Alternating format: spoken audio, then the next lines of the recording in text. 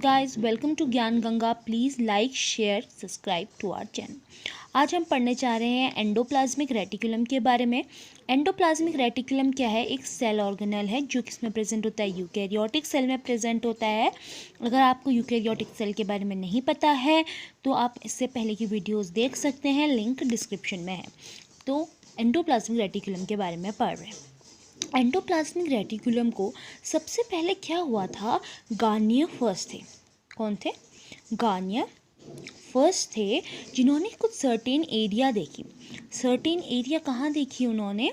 Certain area देखी उन्होंने eukaryotic cell के अंदर, जहाँ पे जिसमें उन्होंने स्टेन से जो डेंसली स्टेन हुई, जो क्या हुई? डेंसली स्टेन हुई, और उन्होंने इसका नाम क्या रख दिया?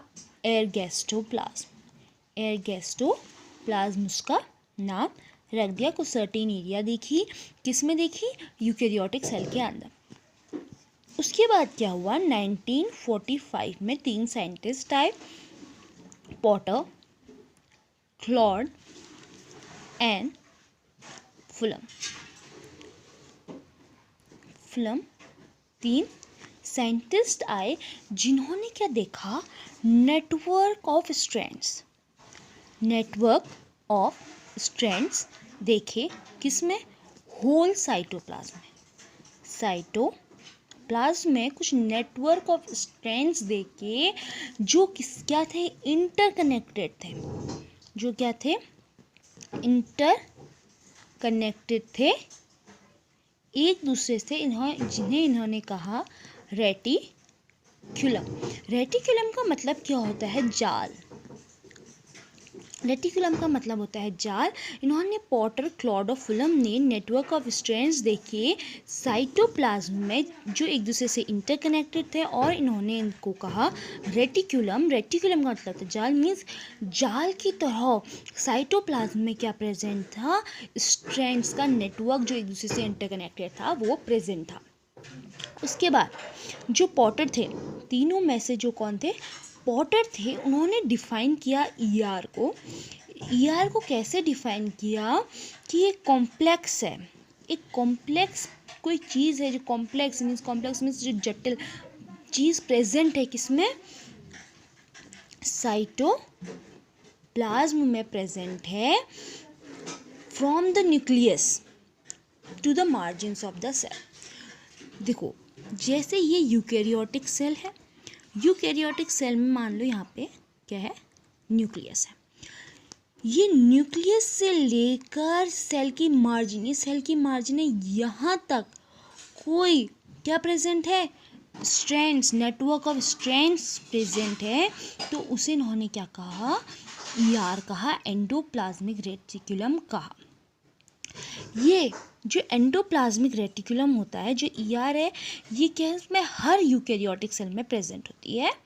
किसमें प्रेजेंट होती है? यूकेरियोटिक सेल में प्रेजेंट होती है, लेकिन किसमें प्रेजेंट नहीं होती है? आरबीसी में प्रेजेंट नहीं होती है। और इसका जो साइज है ना, इसका साइज वेरी करता है cell to cell. Cell to cell इसका साइज क्या करता है? वेरी करता है। तो इन्होंने क्या कहा? एक कॉम्प्लेक्स नेटवर्क है जो प्रेजेंट है साइटोप्लाज्म में। ये एंडोप्लाज्मिक रेटिकुलम इसे कहा गया। एंडोप्लाज्मिक रेटिकुलम हर यूकेरियोटिक सेल में प्रेजेंट है, लेकिन आरबीसी में प्रेजेंट नहीं है। और एंडोप्लाज्मिक रेटिकुलम का जो साइज है वो वेरी करता है, from cell to cell vary करता है। अब आरबीसी ऑफ मैमल्स में, ठीक है, मैमल्स की आरबीसी में प्रेजेंट नहीं है। ये क्या होता है? ये न्यूक्लियर मेम्ब्रेन, जैसे हमने यहाँ पे आपको सेल दिखाया है, ये तो साइट है, ये न्यूक्लियस है, ये न्यूक्लियर मेम्ब्रेन है। ये न्यूक्लियर मेम्ब्रेन से भी अटैच हो सकता है, ये न्यूक्लियर प्लाज्मा मेम्ब्रेन से भी अटैच हो सकता है, और ये प्लाज्मा मेम्ब्रेन और न्यूक्लियर मेम्ब्रेन दोनों से भी अटैच हो सकता है। यहाँ से यहाँ तक पूरा है, तो इससे भी अटैच्ड हो सकता है। और ईआर क्या होता है? ब्रांच्ड भी हो सकता है और अनब्रांच्ड भी हो सकता है। ईआर क्या हो सकता है? ब्रांच्ड भी हो सकता है और अनब्रांच्ड भी हो सकता है। देखो, अभी हमने ये पढ़ा, अब हम क्या पढ़ते हैं, मॉर्फोलॉजी किसकी, ईआर की मॉर्फोलॉजी पढ़ेंगे। देखो मॉर्फोलॉजी ऑफ ईआर क्या है, जो ईआर है एंडोप्लाज्मिक रेटिकुलम है, ये 3 काइंड्स ऑफ स्ट्रक्चर से बना होता है। 3 काइंड्स ऑफ स्ट्रक्चर से क्या होता है, फॉर्म्ड होता है। ठीक है, ये 3 काइंड्स ऑफ स्ट्रक्चर क्या है, क्रिस्टर्निया, वेसिकल्स और टिब्यूल्स। इन तीनों टाइप के स्ट्रक्चर से जो ईआर है ये फॉर्म होता है। हम इसकी मॉर्फोलॉजी देख रहे हैं, मॉर्फोलॉजी मतलब इसका स्ट्रक्चर कैसा है, इसका होल स्ट्रक्चर कैसा है। ठीक है, तो पहला हम पढ़ते हैं क्रिस्टर्निया। क्रिस्टर्निया हम पहला पढ़ते हैं। देखो ये क्या होते हैं, ये क्या होते हैं, तो देखो हम क्या पढ़ना है, क्रिस्टर्निया पढ़ना है। अब ये क्या होता है, ये होते हैं लॉन्ग होते हैं, जैसा कि आप देख रहे हैं ये है क्रिस्टर्निया का डायग्राम। ये डायग्राम में ये क्या होते हैं, लॉन्ग होते हैं, फ्लैट एंड होते हैं। ये डायग्राम आपको समझाने के लिए सिंपल उसमें बनाया है, फ्लैट एंड होते हैं और अनब्रांच होते हैं। आपको लग रहा है कि ये ब्रांच है, ब्रांच क्या होता है, जैसे ये गया यहाँ से ब्रांच निकली, यहाँ से ब्रांच निकली, फिर सीधा गया यहाँ को ब्रांच नहीं है। ये सिंपल एक स्ट्रक्चर है, एक लॉन्ग स्ट्रक्चर है। तो ये क्या होता है, लॉन्ग, फ्लैट एंड होते हैं और क्या होते हैं, अनब्रांच्ड होते हैं। ठीक है, अनब्रांच्ड होते हैं किसमें, और पैरेलल अरेंज्ड है। पैरेलल क्या होता है, जो दो ऐसे लाइंस जैसे जो आगे भी मीट नहीं करती और सीधे पैरेलल होती हैं, जो कभी एक दूसरे से नहीं टकराती, क्या होते हैं, पैरेलल हैं। आपको डायग्राम से पता चल रहा है कि ये लॉन्ग है, फ्लैट एंड है, अनब्रांच्ड है और पैरेलल भी है।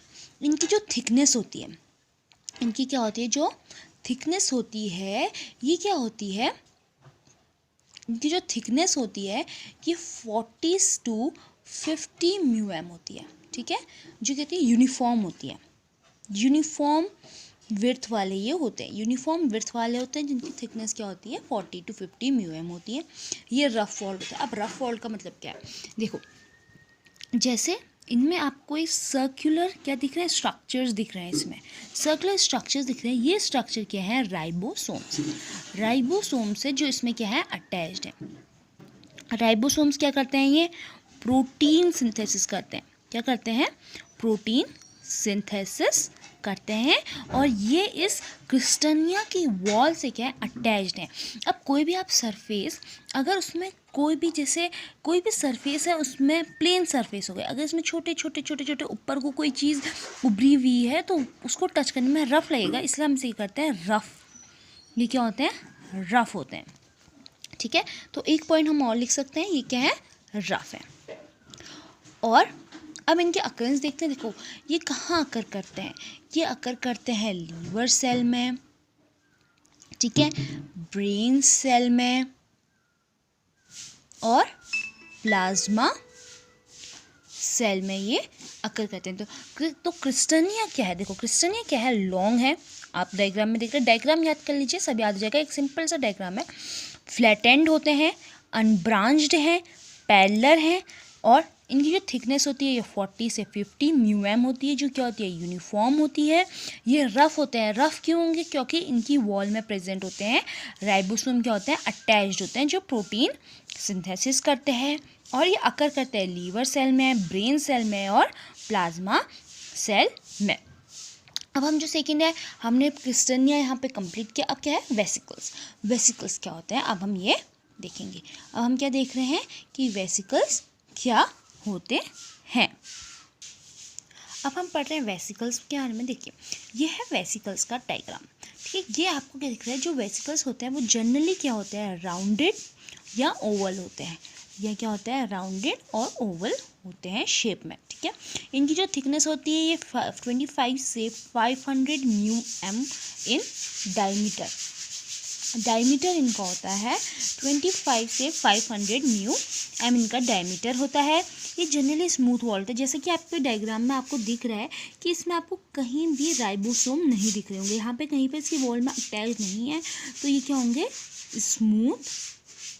स्मूथ वॉल्ड होंगे। कोई राइबोसोम इसमें प्रेजेंट नहीं है इसकी वॉल में। ठीक है, और जो फंक्शन होता है इनका बहुत इंपॉर्टेंट है। फंक्शन क्या होता है, स्टोरेज ऑफ जो भी प्रोटीन सिंथेसिस होती है उसका स्टोर हो जाता है किसमें, वेसिकल्स में। वेसिकल्स आपको, जैसे आप वेसिकल्स को याद कर सकते हैं कि वेसल की तरह, वेसल किसके लिए काम आता है, स्टोर के लिए काम आता है, कोई भी चीज़ स्टोर करने के लिए काम आता है। तो उस तरह से ये भी एक वेसिकल्स है जो स्टोरेज ऑफ प्रोटीन करता है। और इसकी अकर कहाँ करता है, वेसिकल्स कहाँ होते हैं, पैनक्रिएटिक और हिपैटिक सेल में प्रेजेंट होते हैं। पैनक्रिएटिक और हिपैटिक सेल में वेसिकल्स प्रेजेंट होते हैं।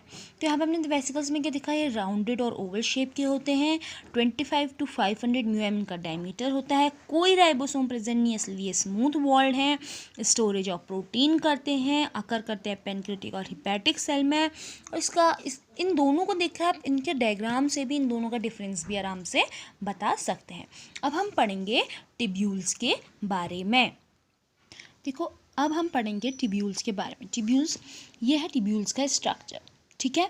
ये भी क्या होता है, ये होते हैं स्मॉल होते हैं, स्मूथ होते हैं। अब तो आपको पता है कि किसके बारे में। अब हम पढ़ेंगे टिब्यूल्स के बारे में। टिब्यूल्स क्या है, देखो जैसे कि इनका डायग्राम है, डायग्राम से हमें पता चल रहा है क्या है, स्मॉल है, स्मॉल होते हैं, स्मूथ वॉल्ड होते हैं। स्मूथ वॉल्ड मतलब इनके वॉल में राइबोसोम अटैच नहीं है जैसा, तो ये क्या होंगे, स्मूथ वॉल्ड होंगे। ब्रांच होते हैं, आपको यहाँ पे ब्रांचेस दिख रही होंगी इनकी।